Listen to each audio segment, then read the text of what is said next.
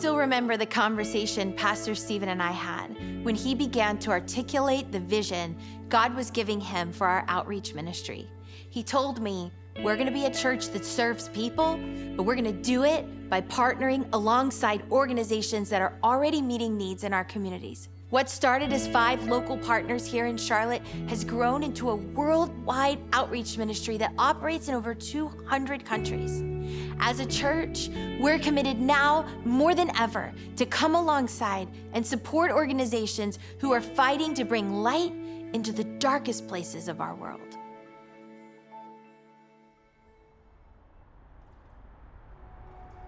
Hi, this is Officer Johnson with the Mecklenburg County Sheriff's Department. I've got a pair of young boys in custody. We've separated the parents now, but upon entering the residence, we realized there was also a 12-year-old child in the home. We have a 6-year-old child, female, been living on the streets with her mother for the past month, but hasn't seen her mom in the last 48 hours. You hear of some of these stories of how kids are coming into care. It will break you. You think you've heard the worst thing, and then you hear something far worse. And so that is a challenge that you just have to hold space for. Congregations for Kids steps in when a foster parent says yes to a new child.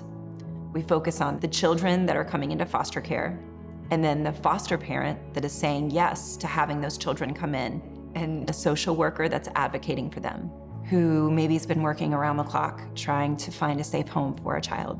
And so CFK really sits between the government and the church to be that bridge, to make those connections. We really sit right behind the first responders that are the ones interceding on behalf of the most vulnerable in our city.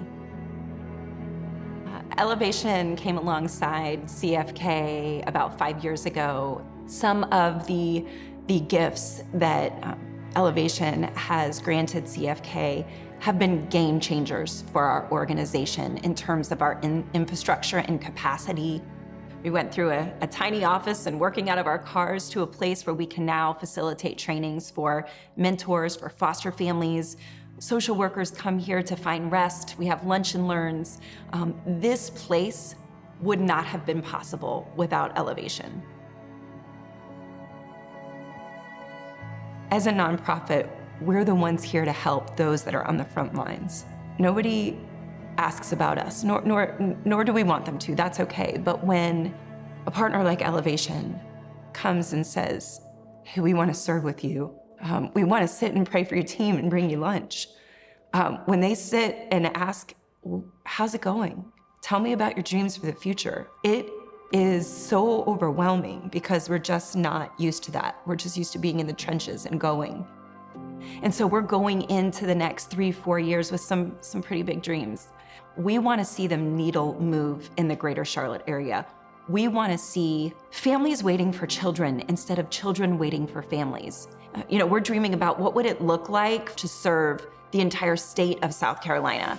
So that's something that is really exciting, and it would not have happened without that Elevation connection. It just wouldn't have happened. Congregations for Kids is just one example of the over 400 outreach partners we've been able to come alongside, not just locally here in Charlotte, but across the country and around the world. You may already know that 12% of every dollar that comes into Elevation goes towards our outreach efforts, and that's true for our year-end offering as well. In fact, we're committing the first $1 million of the year-end offering to outreach.